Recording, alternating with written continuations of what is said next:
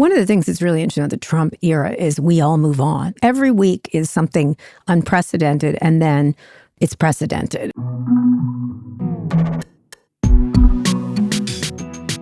Hi, everyone. This is Pivot from New York Magazine and the Vox Media Podcast Network. I'm Kara Swisher, and I'm at HQ Vox. And I'm Scott Galloway, and this episode is sponsored by IBM. Thank you, IBM. I'm jealous that I'm not going to Bezos' wedding this weekend. I had lunch with 3 guys who shall go nameless, who seem like really fun, cool guys, and they're all going. They're all going? And we're not going. You're still not invited. Yeah. Did you see they had a foam party? It was so you, Scott. They had a foam party on the yacht, on the Kuru or whatever the hell they call it. I didn't see that. Yeah. Foam party? Lauren and Jeff were in a phone party, which it was someone commented to me they hadn't done since they were 25 years old, but apparently it was for her son who was turning 19. But they had a foam party on the deck of the yacht. Mm-hmm. Good for them. Yeah. The rumor is Lauren has been calling people and saying, I need more single men. Oh. Okay. I just think it'd be a really good time. Oh, yeah. Well, we weren't invited, Scott. You had an outside chance possibly of being invited. Yeah, I think you brought me down. I think I would have been invited had it not been for my affiliation with you. I know. I feel that that's the case. I feel like you could have been. Because you're kind of an interesting man. You're attractive enough for them. You have to be attractive. You're fit. You would have fit the bill. You drink. Yeah, no, you're down for it. You're DTF, as I like to say. Ever since the scrotum lift, it's all coming together. Yeah, yeah. I'm also on testosterone. I'm on the NAD. Yeah. NAD. You're just like them. I don't know why you're not friends with them. I don't know why the Kardashians have moved their way in and you haven't. I just don't know. There's something wrong. I agree with you. We can fix it. I actually would have rather gone, well, no. I was thinking I'd rather go to the bachelor party. I think I'd rather go to the wedding. Supposedly the wedding vows include a commitment to provide emotional support within 48 hours. And also, it's every wedding plate has a list of items that says, if you chose this wedding, you might also like. Oh, okay. Okay. Little Amazon humor. Anyway, congratulations, Bezos. Anyway, we got a lot to get to today, so let's dig right in. Obviously, the big story, the Pentagon says 3 of Iran's nuclear sites sustained extremely severe damage following the U.S. strikes over the weekend, but it's too soon to know whether Iran still has nuclear capabilities, and the administration is saying different things, including J.D. Vance versus the president, et cetera. President Trump declared the mission a spectacular military success on Saturday, and he claimed the nuclear sites were completely and totally obliterated.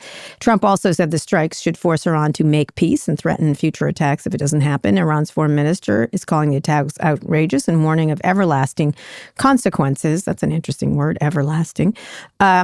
Trump is also now floating the idea of regime change in Iran, posting on Truth Social, Make Iran Great Again, or MEGA. And in fact, as we record this, Iran has launched an attack on a U.S. base in Qatar, which is home to about 10,000 U.S. troops. Qatar closed its airspace and suspended flights as a precautionary measure. A Qatari spokesman says the missiles were intercepted, and so far, no injuries have been reported. I would expect more attacks in the region. Yeah, it looks as if they also attacked in Iraq, and I mean, you never know, but so far this looks like what I'll call a saving face attack. It doesn't look like it looks like they needed to do something. Let's hope this is all they do. Yeah, and in fact, Israel is continuing bombarding Iran itself at the same time. Though the Vice President J.D. Vance said on Meet the Press the U.S. is not at war with Iran, we're at war with Iran's nuclear program. Vance also attempted to explain why this attack won't lead to a broader U.S. involvement in the Middle East. He is much more on the non-involvement wing, even though he's doing this for the president. Let's listen. I certainly empathize with Americans who are exhausted after 25 years of foreign entanglements in the Middle East. I understand the concern, but the difference is that back then we had dumb presidents, and now we have a president who actually knows how to accomplish America's national security objectives. So this is not going to be some long, drawn-out thing. We've got in, we've done the job of setting their nuclear program back. We're going to now work to permanently dismantle that nuclear program over the coming years. And that is what the president has set out to do. Yeah, it sounds like a long war, essentially. Calling ex-presidents dumb is just ridiculous. What an idiot. What an idiot. He also, a lot of the other people in the administration are countering what Trump is saying. They don't know how much damage is done. General Kane in particular was like, we don't know, because he's an adult and he can say they don't know. Obviously, he made an effort to do so. A lot of people think it's a bold move. Other people think it's going to be part of a long drawn out war. We'll get to the Trump of it all in a second, but overall thoughts. My favorite thing is the name of it, Midnight Operation Hammer. Operation Midnight Hammer. Operation Midnight Hammer. I think that was the WhatsApp group planning Hegseth's bachelor party where he got his first DUI. Or it's, I'm going to be... He got hammered too, from what I understand. It's the stage name of a porn star who's addicted to Red Bull. Midnight Hammer. Oh, yeah. Midnight Hammer. Yeah. Like, so I've been thinking about, you'd be proud of me. I've been called by two fairly big networks and asked to come on and talk about it. And I'm like, okay, I'm willing to talk about a lot of things I don't have expertise in. This is not one of them. I see geopolitical strength as having three legs of the stool. The first is kinetic power. The second is alliances, and the third is competence. So just in reverse order, Israel has demonstrated more competence than any. The IDF just knows how to do more with less than any organization in the world right now militarily. They have executed perfectly across some incredible operations, including taking out the air defenses of Iran. And going back to kinetic power, we have the most kinetic power in the world. And I do believe that if you're going to spend $800 billion on your military, that you want to go off your heels and onto your toes and exert and proactively display power and offensively protect your national interests. So I think there's a really good argument that we shouldn't be in forever wars. None of our business, then fine, take military spending down to $200 billion and spend it somewhere else. But Canada's not invading Buffalo. So unless we're going to do things like this that project our power, I don't see why you'd spend so much money. And flying B-2 bombers that deliver bunker busters, both of which are armaments and ordnances that nobody else has in the world, I do think it's impressive and sends a strong signal to our adversaries and our allies. It sounds to me like the operation was executed really well. I do think this was a moment in time to go on the offense, trying to put aside my disdain for the administration. So kinetic power, that box is checked. The second is alliances, and this is really where we start to fall down. And that is, despite having, we have 5% of the world's population, 25% of the world's GDP, the only really successful military operations are basically a gauge for them is how much support you have from other democracies. And in every other military operation like this, immediately other Western nations weigh in and offer support. And there's coordinated kind of nonverbal support from unexpected countries, including the Kingdom or Jordan.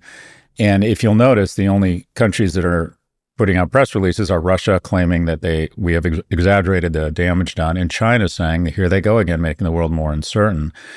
And so this is, in my opinion, the first real example of the fact that our alliances have somewhat been sequestered to an alliance where it puts us hip to hip with Israel, which I like because I'm very pro-Israel, but the reality is the Israeli brand globally is not very strong right now. I think that not going into this war unilaterally, strength and greatness are in the agency of others, and it struck me just how few alliances we have of people willing to, people willing the next day to say, we, of course, they could use our airspace. And MI6 provided intelligence. Typically, when any responsible president, of which J.D. Vance thinks are stupid, and whereas he's a genius, they coordinate like crazy with their allies to say, we would really appreciate you coming out the next day in support of this.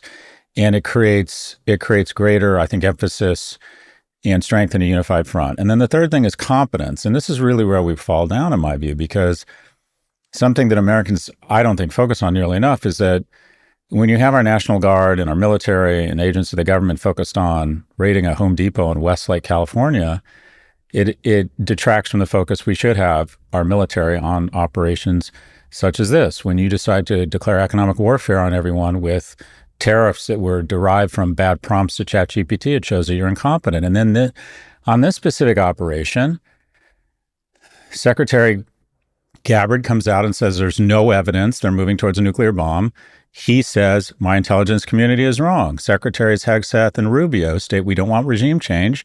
Hours later, he says, I'm in favor of regime change. These guys just look like they just look incompetent in terms of their messaging. Right. Or they don't have control over him. That's really it. He doesn't care what any of them say, and they've been trying to message it, that's for sure. And one of the things that they tried to do is act like this was all part of a chess game, when, as we always notice, he's not playing chess. He's throwing the checkers everywhere and eating them, essentially. But, he said he was waiting up to 2 weeks to decide on an attack plan. It appeared to be a decoy move, or maybe not, who knows? Which was effective, to call balls and strikes. If that fooled was me. what he was doing. If that was what he was fair doing. Point. Reportedly, he made the decision to bomb Iran earlier in the week, according to The Atlantic. Now, he also had a lunch with Bannon, which would show that he was maybe not going to do anything, because Bannon's sort of anti any of this. It's probably a head fake move, but maybe it's not. Now, Republicans are rallying behind Trump, but Democrats and a few Republicans are calling the attack unconstitutional, since Trump did not have congressional approval. To be fair, again, balls and strikes, other presidents have done this, have done attacks. It's just that he's so violative of most laws that it just seems even worse when he does it. But other presidents, to be fair, have done this. And I think the braggadocio about whether we're successful, I think probably you say very little. One of the things that's interesting is that whether it creates a fracture in the MAGA coalition. MAGA's pretending it's not, but they're trying to signal as best they can. They don't like this, even in the soft language they're using, never using his name. But there's got to be a real problem here, because once you get involved in this stuff, you don't get uninvolved. It's very easy to get into war, very hard to get out. The markets have had a muted response, which is interesting. And that's what I really think we should focus on, because we actually do know something about that. The U.S. markets are up as of this recording. Oil prices jumped after the strikes this weekend, but are falling now. Trump is watching those oil prices. He posted on Truth Social on Monday morning, "Everyone keep oil prices down. You're playing right into the hands of the enemy." So talk a little bit about that, because nobody knows what to make of it. It must mean that they don't think he's going to escalate. That would be one thing. That said, if Iran closes the Strait of Hormuz, as they've threatened to do, those oil prices could spike. It's not clear whether they can actually close it, or we can open it right back up. But nonetheless, there's uncertainty, but the response has been muted. Why do you think that's the case? I generally believe Trump is looking to bask in some macho light. I do think this was a well-executed military operation. We won't know the extent of the damage. And unfortunately, because we can't trust our intelligence services anymore, it's hard to get accurate information. And I'm not sure that we can count on Trump. I don't think Trump did this as an act of support of Israel. I think he did it as an act of he got jealous of this dick measuring contest where Netanyahu have the bigger package. And so he showed up and he wanted some of it. But I think he's looking to get the hell out of Dodge and not be drawn into a larger conflict. And unfortunately, similar to our elected public, the IRGC is run by the Khomeini, who is an 86-year-old theocrat, and who knows what's running through this guy's head. Now, he has to make a bad choice between bad choices. But the Strait of Hormuz, which everyone is worried about them seizing it up, the reality, Kara, is that if the Strait of Hormuz gets blocked, it hurts China a lot more than it hurts us. China gets 5.4 million barrels a day through the strait. India gets 2 million, South Korea 1.7.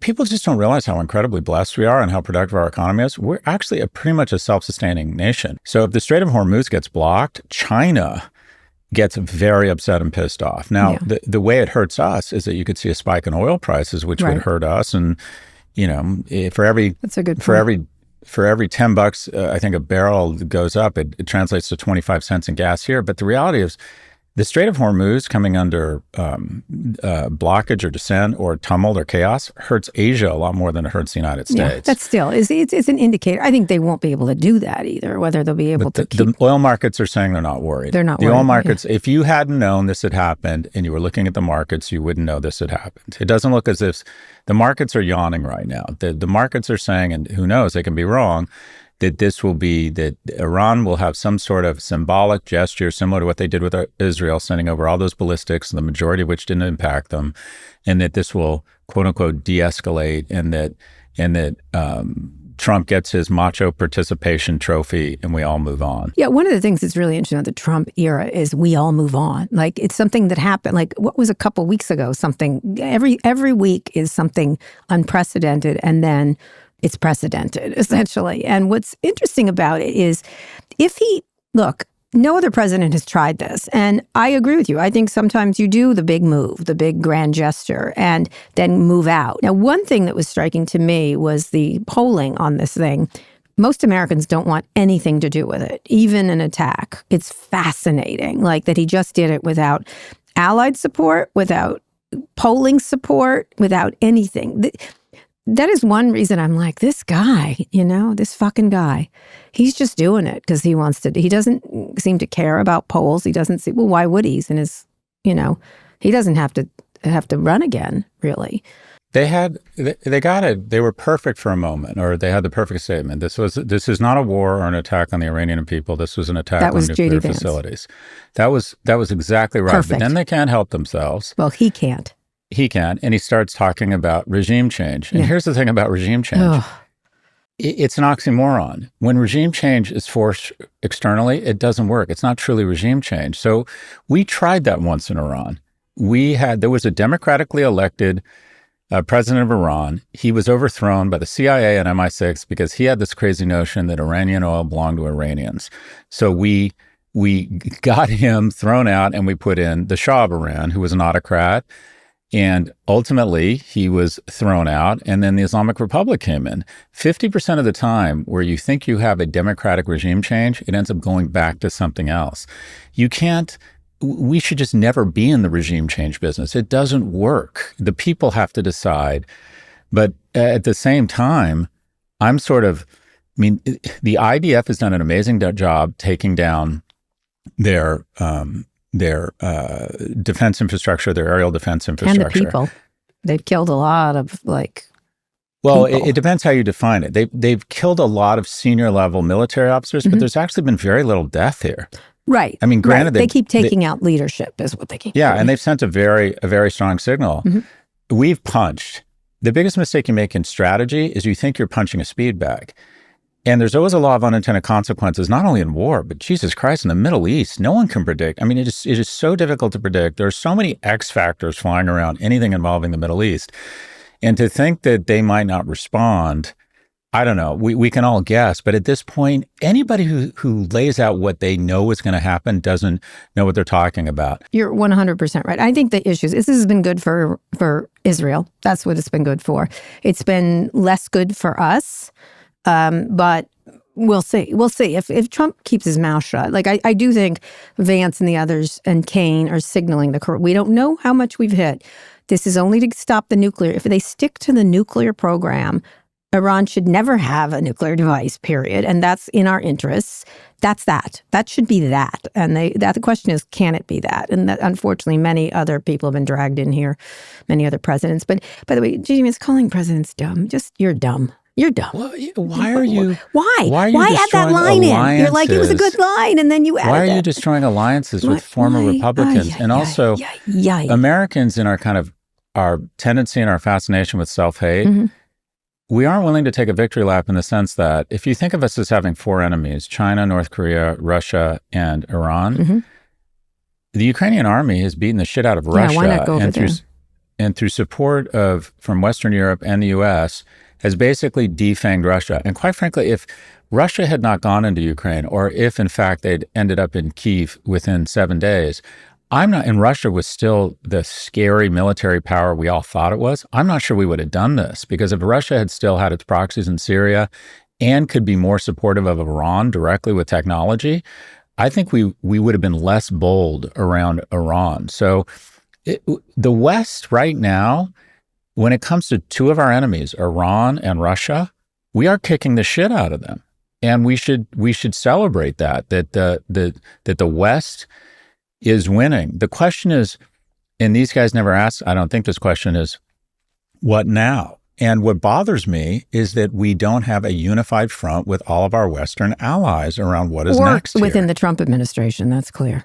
They can't get their own messaging straight. I was sort of like, what? Huh? Like they keep saying, anyway, it's because Trump, you never know what he's going to say at any given minute. Anyway, we'll see what happens. We're not experts here, but it certainly seems the market's going, oh, well, okay. Like another thing, what's he going to do next week?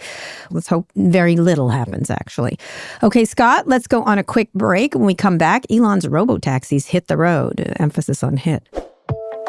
Support for Pivot comes from IBM. Bigger isn't always better, especially with AI. Supersized models can drain your budget fast. Smaller ones are smart and can help cut AI costs up to 90%. Right-size your models at IBM.com. The AI built for business. IBM. Scott, we're back. Tesla's long-awaited robotaxi service is now on the streets of Austin with a few caveats. This initial rollout has Tesla employees riding in the front passenger seat to ensure safety. The service is also currently invite-only to fans, with the geo-fenced area of Austin, a small area. Riders are paying a flat fee of $420. The launch comes just days after Texas Governor Greg Abbott signed a new law regulating self-driving cars. The legislation takes effect in September and requires companies to get permit to operate self-driving vehicles. The state can revoke those permits if safety becomes a concern. This is just shares are up 10%. I can't believe this because it's like the smallest little service going. It's not going to create the billions and tens of billions or trillions that Elon has promised. There are very many competitors. And by the way, VW is getting into the game. The company just unveiled a robotaxi that will be used by Uber's fleet next year. This ID they make is beautiful. I'd love to have an ID. I have a Volkswagen ID, actually. Great looking cars, great electric cars, look fun and interesting to drive. So who knows what's going to happen here? He's also facing other challenges. His startup XAI is reportedly burning $1 billion a month while generating just $500 million in revenue this year. According to Bloomberg, the company is now seeking $9.3 billion in debt and equity to close the gap. And what SpaceX is calling a major anomaly, Starship rocket exploded during routine testing for the launch last week. It was an important test, actually. I have been saying this over and over again. His leverage is very tight. He's got a lot of tight. Everything is depending on. It's like a Jenga. It feels very Jenga-like what's happening here. He often does pull a rabbit out of the hat, but it seems like, given the competitors in the both the robotaxi and the car space, the competitors in the AI space, and SpaceX seems to be struggling a little bit and still hasn't gone public and hasn't provided him the funding he needs. What do you think is going on here? It seems a little precarious for Elon Musk. Yeah, I think some of your bias is coming out. The reason he's the wealthiest man in the world is he's incredibly risk aggressive. Yes, he is. 100%. And he makes these just dramatic, huge bets. The difference now versus making the huge bets he made on Tesla when he legitimately could have gone bankrupt 100%. Didn't get a $50 million loan, is that he now has businesses in space, EVs, AI, brain implants, and any one of those, if they hit to the same extent that Tesla hit for a while. SpaceX is still a remarkable company. The anomaly or the explosion, to a certain extent, that's what makes SpaceX what SpaceX is, and that is NASA can't blow up Right, rockets. I've said that. I've said You've said that. Yes, absolutely. many times. So, and it is, Starlink is still a superior service. The robotaxi thing, I mean, it all comes down to this. He uses technology. Waymo uses LiDAR, which strikes me as better technology, safer technology, and much more expensive. It costs about $250,000 to put a LiDAR-enabled autonomous car on the road. Whereas Tesla's saying, if this works, we can produce these things for $36,000. Now, if they're able to show that they can deploy these things safely, which you pointed out, and it's true, there's some concern, they're going to have a real cost advantage. And they also have a lot of data from the Teslas already on the street. I think consumers win here. I think Waymo is way ahead, but we'll see. There's also Zoox from Amazon. There's also the Zoox car, which has been testing for I've been in Zooxes for years. I think the issue is he's been slow. It doesn't mean that he can't catch up. You're 100% right. Like, I agree with you. I just think that he's acting like he's the king of this area where he is not the king. He's the Johnny come lately in this area, and shouldn't have been. He should have been far ahead in robotaxis and sort of the pace setter. And the same thing with AI. He should have been the pace setter in AI. And all this stuff is going on in AI, and obviously it's still unsettled with various investments. There's rumors that Perplexity is going to get bought by Apple. There's rumors, there's all kinds of like who's going to get bought, who's going to get sold, et cetera, et cetera. But he should have been out front here, and he's not out front. What he's succeeded in is areas nobody else will enter because he's so risk aggressive, which is great, which is a really great quality that he's had. He was in areas nobody was in. Right now, he's competing in areas other people are doing rather well in. And that's where I find the problems for him. The only one that is not the case, which is in Starlink, but the Chinese are coming in, the Europeans are coming in, Jeff Bezos is coming in. He's in competitive areas, and he simply doesn't. His boldness doesn't work here. It's a level of quality of service that you provide with these robotaxis that requires a little more discipline than just, we crashed a couple of cars. You can't do it here anymore because the others aren't crashing. GM was thrown out for crashing. So I feel like it's not a bias. It's like he doesn't have the aggression is not an advantage in most of these businesses necessarily. Cost might be, as you pointed out, that might be the case. But I think those other companies will figure out a way to bring down costs too. Like, I don't think he has a definite advantage in any of these areas, including Starlink at this point. I think eventually they will catch up with him, and sooner than later. See, I see it as if you're going to bifurcate his winners and losers in terms of his portfolio, my sense of him is he's able to create such a vision and create so much awareness around the vision that he's able to pull cheap capital forward and run away from everyone else. I think he's the ultimate case study on first mover advantage. And his first mover advantage is apparent at Tesla with EVs and SpaceX with space launch, cargo launch capability. I think both of those companies, Tesla has already made him the wealthiest man in the world. I think SpaceX is going to be a monster, probably the biggest IPO of 26. The other areas where he's trying to be a fast follower, whether it's AI or autonomous driving, I don't think he's as good at, because there's other people who are already able to sort of, they have the advantage. The market is already maturing. He's better as a quote unquote first mover than a fast follower. And that's how I would quote unquote bifurcate his portfolio in terms of winners and losers. I do think Starlink, though, is going to have challengers now. Just that no one thought anyone would catch up to Tesla, and I think companies are catching up to Tesla, very clearly catching up. Whether it's BYD, same thing in Starlink. Let me pay him a compliment. He's always out front on lots of stuff, but he's furthered away his advantage in most of these areas. He should have had. He bragged about that fucking Robotaxi a decade ago to me. Why didn't he have it? Because he's undisciplined. Because he can't doing a Robotaxi takes a lot of hard, detailed work, of which he loves a splash, right? And I agree, he should have gone into X. What did he sit around waiting to do XAI for a decade? Like, he was the first person who ever told me about these businesses, and yet he's an also ran in that space. So why? Like, I'm saying it's okay to be a pioneer, but the planes are covered with the bodies of pioneers, as far as I can tell. And I think I wish he would just discipline himself. And we'll see what happens with the SpaceX thing. But blowing these things, I get that. I always say, well, he can blow things up.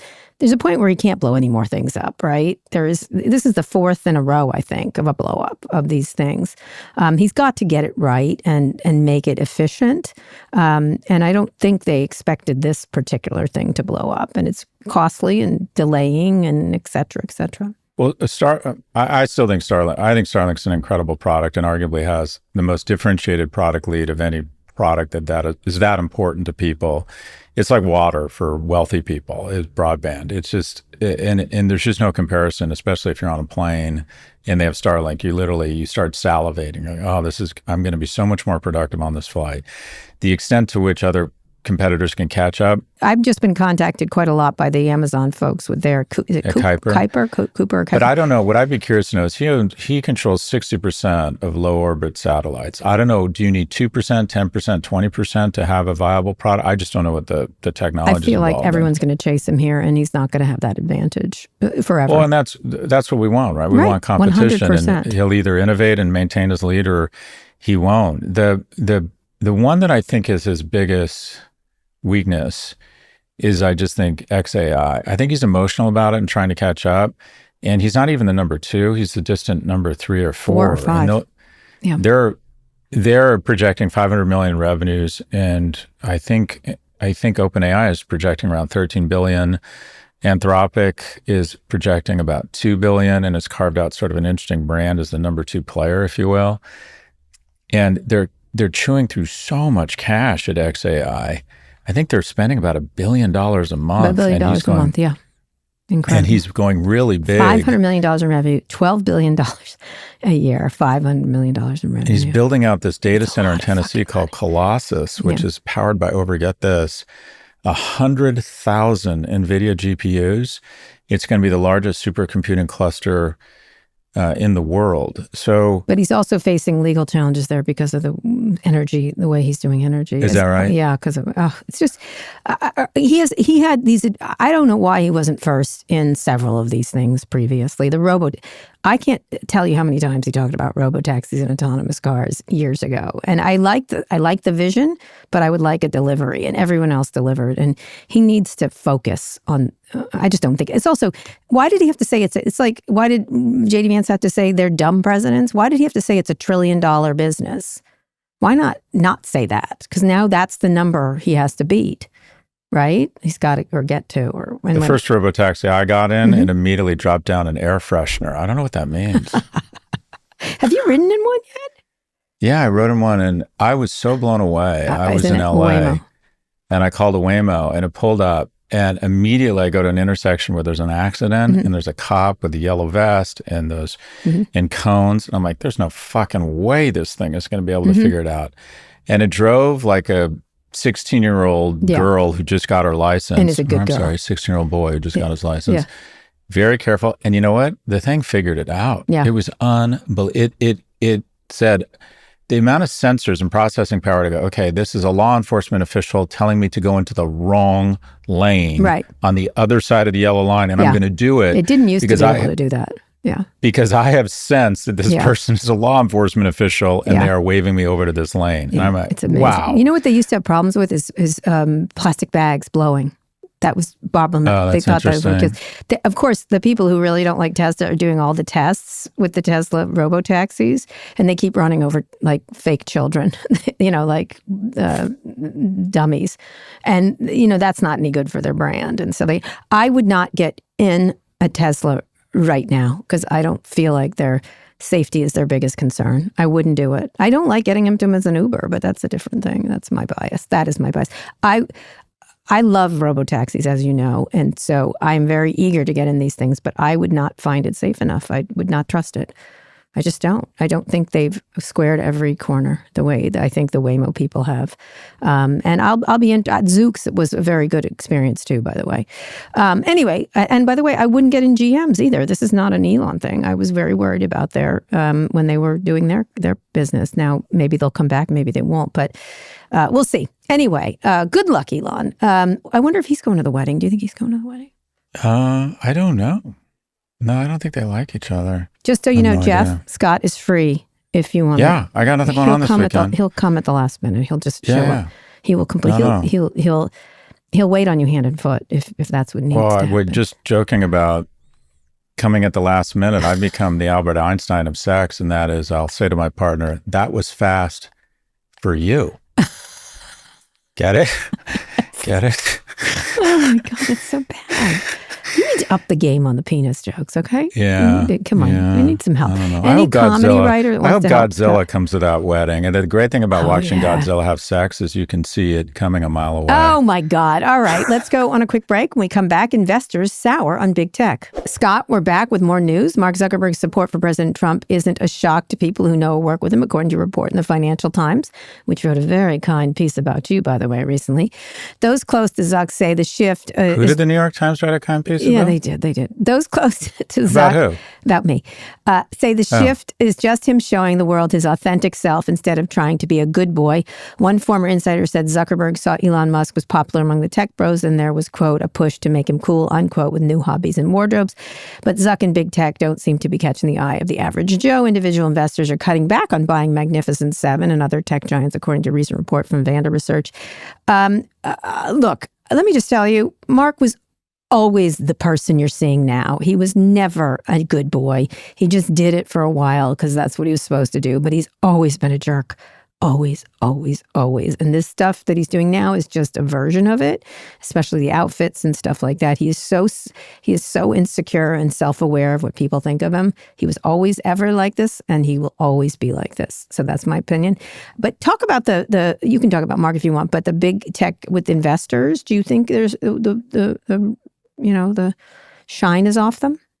I think it's bigger than that. First off, so goes, as goes big tech, so goes the rest of the market. And effectively, the market has come back. And you had essentially almost all of the losses have been recaptured, with the exception of the Mag 7 is still down a decent amount, not a huge amount, but they now make up about 34% of the index's market cap. And currently, their forward-looking PE is roughly 31, which is higher than the S&P, which the rest of the S&P sits at 23. Combined, I think it's about 26. But I think what you're seeing here is a decades-long reversal in the flows of capital. And the worst thing for our economy that I think is going to vastly diminish our prosperity is we have taken for granted the incredible torrential flows of both human and financial capital from the rest of the world into the U.S. And I think that river has reversed.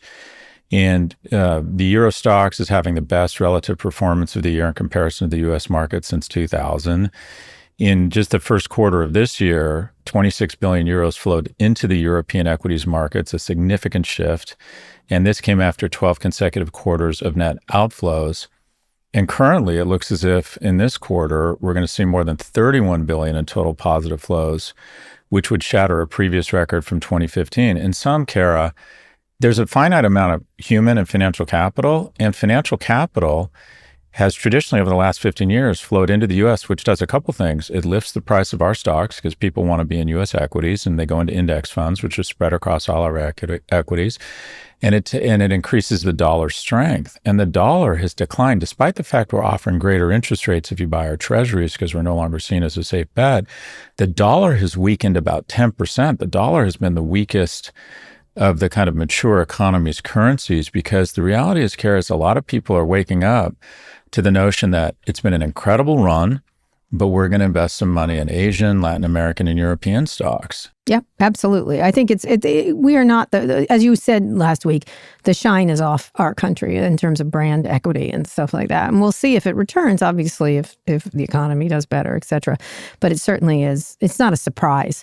As to any thoughts on Zuckerberg? I think he's always been the same way. I don't think he's changed one little bit. He's an unusual guy. He's very performative. He's very performative. You know him much better than I. I think I think most of these guys didn't get enough attention from women as younger men. Yeah, and are constantly. I don't know. I just think this is these guys. There's something broken about these guys that they would. I don't understand the point of all this prosperity. As deep insecurity. That's all it is. It's like he's just. He like sweated insecurity since the get-go. He was always somehow trying to impress. What do you think? I mean, literally the first thing he said to me is, "You think I'm an asshole, don't you?" And I was like, "I don't even know you." Like, it was so weird and performative, and I don't know. Whatever, Mark. Be you. I'd love to know who he is, actually. Would be interesting. And if he's a jerk, he's a jerk. And in AI news, Sam Altman says Meta has offered his employees signing bonuses as high as $100 million in an attempt to poach staffers. Let's listen to what else he had to say about Meta on the Uncapped podcast.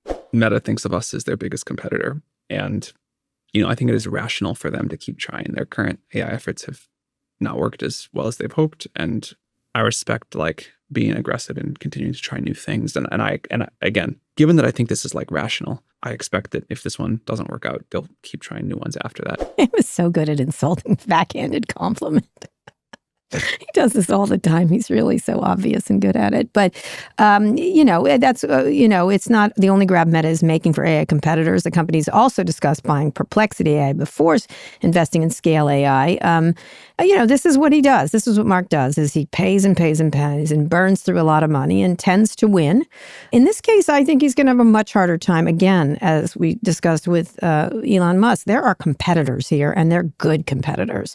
I think probably Google is is probably OpenAI's biggest competitor. Of course, there's Microsoft, there's Apple once it decides to, pull its pants on and get going.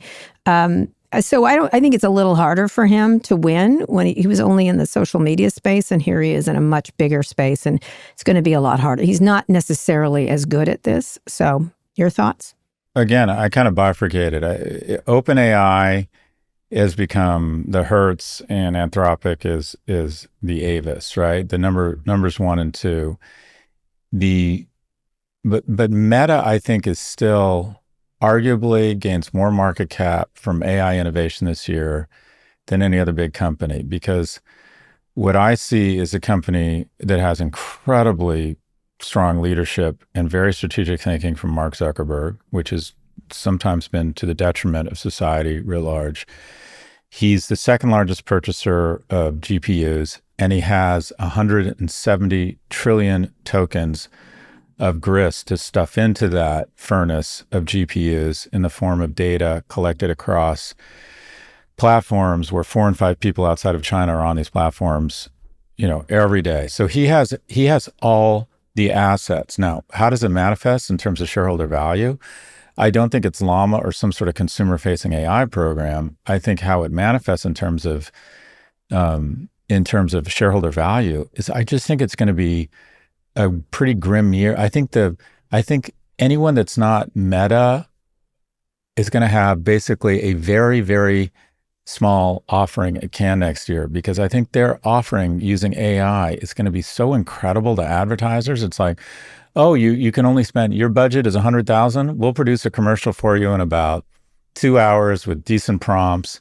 We'll optimize the media plan. You give us the objectives. And they're just going further and further up and down, up and down the food chain of the 1.5% of the economy. I mean, they're not even. They've already gone after the big guys. They've already gutted WP, Omnicom, and to a lesser extent Publicis, which has embraced technology. They're going to go after regional agencies now. They're going to go after small producers that produce these little commercials for Toyota of Northern California. And they're going to say, using our AI, you don't need to go anywhere else. You don't need creative. You don't need media planning. You don't need... So what you're saying is the area they have already excelled in, they will continue. They don't really need to win the OpenAI consumer product thing. They don't need a consumer-facing AI. Even if Llama doesn't compete with OpenAI and with Anthropic or with Claude, I don't know what they're calling it. No, it's not Claude. It's not Claude, it's Claude. My best employee at L2 was a French-Canadian woman named Claude. Okay. By the way, if someone who's a Canadian immigrant who was on the Yale gymnastics team shows up to your office, just hire them. Automatic hire. All right. Elite athletes, individual sports, female. Anyways, The back end, the tech stack they're offering to marketers right now, it's like, okay, good luck competing with that. And the only people that can compete with it are Alphabet, because they have such incredible dominance around YouTube, and then they can feed it with still what is 89% share of search. But I just look at, we're just a can. It cracks me up. Pretty soon, Meta's beach is going to be Saint-Tropez. They're going to be like, do you want to come to Saint-Tropez this entire week? It's the Meta beach. And all of the rest of you will invite you, we're going to come to the best party before your execution. It just strikes me that any of these people would accept an invitation to go to Meta Beach. They don't have to win everywhere. That is what you're saying, essentially. They can just win in these areas. They're going to win among companies looking to acquire marketers and spend their media dollars. I think it was John Wanamaker who said, half the money I spend on advertising is wasted. The trouble is I don't know which half. Meta can tell you.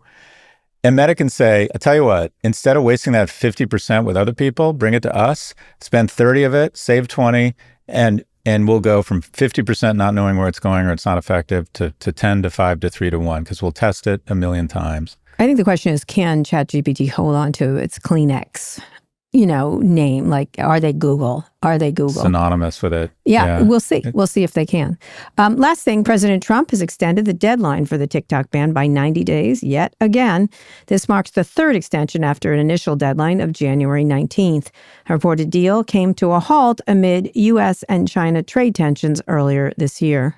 J.D. Vance was supposedly doing this with the guy who left, Waltz, or he's sort of left. I don't know where they put him.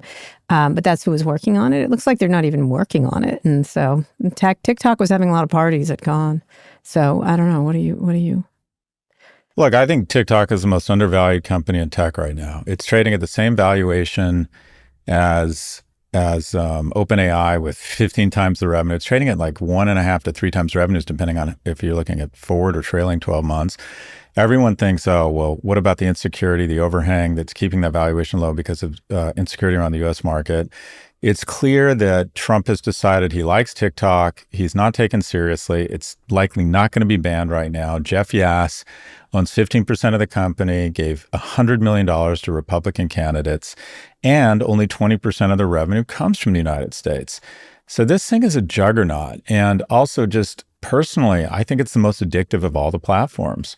I could right now go upstairs, take off my shoes, take an edible, and be on TikTok for 28 hours and not know what happened. I just think that algorithm is incredible. They continue to grow. And the notion somehow that he keeps extending these deadlines, I mean, they will never come to the table. Why would they? Why on earth would they take anything this guy takes seriously? So I think it's an incredible company. I think they're going to be one of the, if they ever decide to go public, if the Chinese will let them go public, it'll be, I was even, and I like to talk about what I'm doing to show, rather than giving financial advice, what am I doing? I have been diversifying out of U.S. stocks into European stocks for the better part of a year now. I'm also contemplating going into the private market and going to one of these secondary markets, whether it's Setter or some of the others, and seeing if and when I can pick up a block of ByteDance, because I think at a valuation of $300 billion, I think there is no company performing as well at this price to sales ratio as TikTok. The overhang of the geopolitical risk of the U.S. is vastly overestimated in terms of TikTok's valuation or ByteDance's valuation. Yep. So we'll see. They're probably going to do nothing. Like, I think it's just I honestly, they'll probably just decide suddenly and we'll have some strange deal. But certainly Elon's may not be part of it the way that people thought would be. They thought he had the inside track. President Xi doesn't scare this.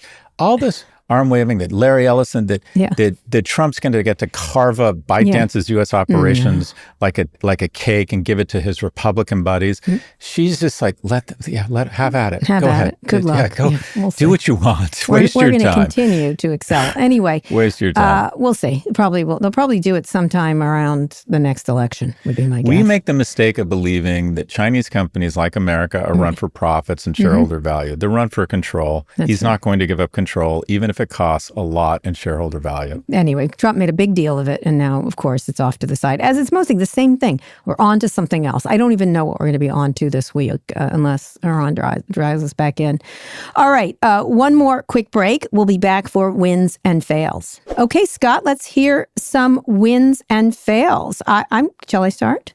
Yes, please. I actually was very... with some stuff in Los Angeles, both Bob Iger's, I think it's the Angels soccer team and others, and the Dodgers have been doing things. Donated, in the case of the Dodgers, they donated $1 million to assist families impacted by immigration raids. It's a small amount of money, but I kind of like that they stood up a little bit there. People are showing little signs of, even Bob Iger, they put out T-shirts about immigration for the soccer team did. I like little stand-ups. I'm seeing a lot of really cool little stand-ups all over the place, but people who should have stood up a long time ago, but I really appreciate them. And the one I appreciate the most in terms of a win was your side piece, Jessica Tarloff, on Raging Moderates. Your co-host Trump called her a disgrace to television broadcasting. I think she's killing it on the 5, and she does a very good job in her show, but on the 5 is where he notices it, just so you know. And I thought that was great that she got... I loved it. I was like, go Jessica. She's a stand-up gal is what she is. And I really appreciate how she does that. I like it. And she sticks to it. She's very firm, very clever. She's very funny. And so I like all these people that are doing little stand-ups that they do. But she's my favorite this week of all of the different ones. My fail are the Medicaid cuts that are coming. I had two fails, but these cuts that are coming to Medicaid are going to eviscerate certain states like West Virginia and others, because it's going to be so bad if these cuts are passed. Now, I know it seems like we've forgotten about the big beautiful bill, but when it goes into effect, I think it's going to have some of the worst states like West Virginia, Kentucky, others. They're reliant on this program, and these deep spending reductions with the states taking over them in those states, it's not going to happen.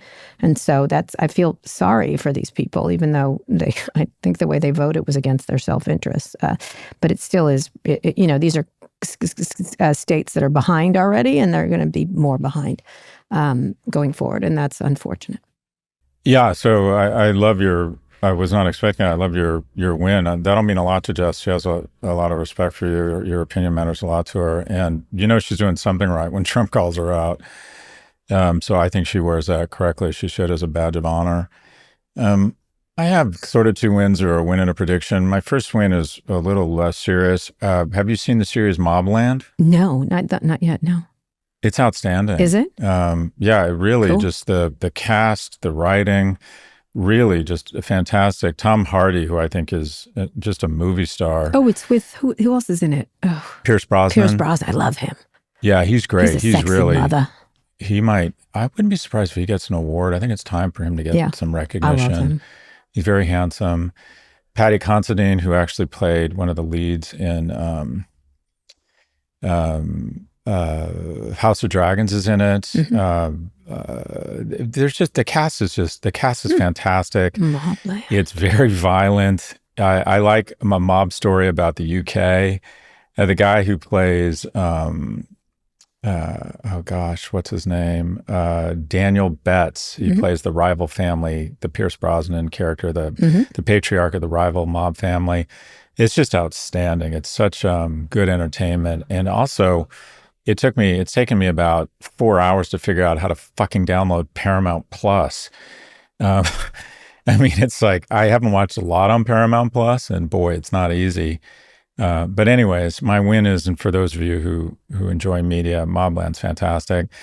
My other win is more of a prediction, and that is Reed Hastings, in my prediction, joining the board of Anthropic. And the reason why is I think Reed is arguably one of the brightest business people in the world in terms of pulling off the biggest pivots. And when I look at Netflix's Achilles heel, it's the following. YouTube is able to capture a minute for half the price or 40% of the price of Netflix. Why?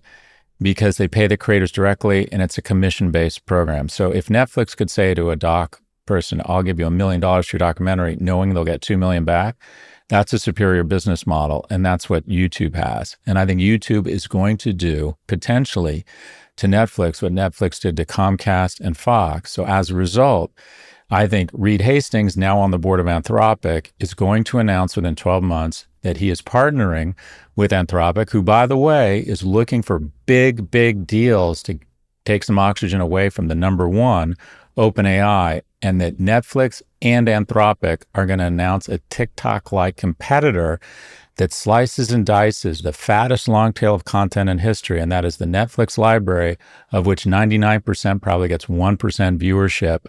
And they'll slice it and dice it, have it be open source so creators can add voiceovers, have fun with it, and they'll launch a competitor that attempts to recognize that this newest generation is so attention diffused and TikTok is so strong that they'll take the AI from Anthropic and the content of Netflix and launch a TikTok competitor. I think what's interesting about YouTube is they have no production costs. Now, there was an interesting thing that this great analyst always does, is that, and then there's Tubi, which sort of does that too, right? It goes to it's been growing like crazy because of the way it selects things for people in the long tail of content, essentially. And what's interesting about it is that they can survive together because some creators want the money to develop. On YouTube, it's pay your own, bring your own bring your own liquor to the store, to the restaurant.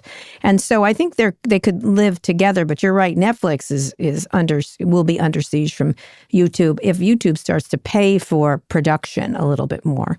Anyway, it's an interesting time. It certainly is. That's a great one. That's a really good one. Anyway, we want to hear from you. Send us your questions about business, tech, or whatever's on your mind. Go to nymag.com/pivot to submit a question for the show or call 855-51-PIVOT. And elsewhere in the Kara and Scott universe, this week is On with Kara Swisher. I spoke with writer and political commentator Molly Jong-Fast about her new memoir, which details her relationship with her mother. Let's listen to a clip. Sometimes the children of narcissists become stuck on trying to fix their relationships with their narcissistic parents, despite the fact that there's not any role for them to play, and that they become overly guilty because of that. And that made so much sense that it made me think that that's what I did. I know all about that. Anyway, it was a great interview. Do you remember Erica Jong, Fear of Flying? Yeah, it's a great book. Let me tell you. All of my mom's friends had that book. Yeah, yep. Well, this is that. a daughter who's a really good political commentator now. And this book is really good, actually. It's a really interesting, and it's not very long. Always a thoughtful woman. She is. But this book, I was sort of, well, I have similar experiences. Anyway, that's the show. Thanks for listening to Pivot, and be sure to like and subscribe to our YouTube channel. We'll be back on Friday. Scott, read us out. Today's show is produced by Lara Naaman, Zoë Marcus, Taylor Griffin, Kevin Oliver, and Corinne Ruff. Ernie Indradat engineered this episode. Thanks also to Drew Burrows, Mia Silverio, Dan Chiolan, and Kate Gallagher. Nishat Kurwa is Vox Media's executive producer of podcasts. Make sure to follow Pivot on your favorite podcast platform. Thanks for listening to Pivot from New York Magazine and Vox Media. You can subscribe to the magazine at nymag.com/pod. We'll be back later this week for another breakdown of all things tech and business. Women out there, do you really want men who are more sensitive and more in touch with their feelings? All that gets us is two people crying in the car trying to parallel park. Happy wedding, Jeff Bezos.